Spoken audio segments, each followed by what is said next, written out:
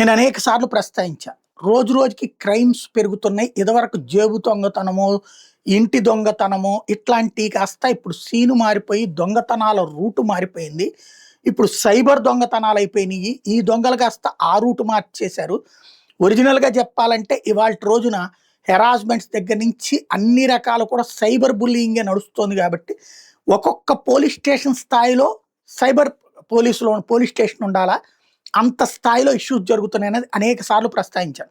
అంత కాకపోయినా కనీసం ఒక ఊరికి ఇప్పుడు ఒక సైబర్ పోలీస్ స్టేషన్ అయితే వచ్చింది. అయితే పోలీస్ సిబ్బందికి ఆ సైబర్ ఎక్స్‌పర్టైజేషన్ కావాలి.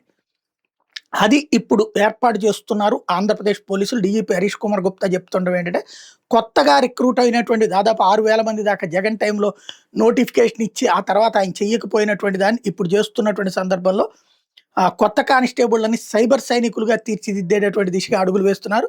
డిసెంబర్ 2వ వారం నుంచి అంటే ఈ నెల 2వ వారం నుంచి శిక్షణ ఇవ్వబోతున్నారు. మాడ్యూల్ సిలబస్‌లో మార్పులు చేసేసింది పోలీస్ శాఖ.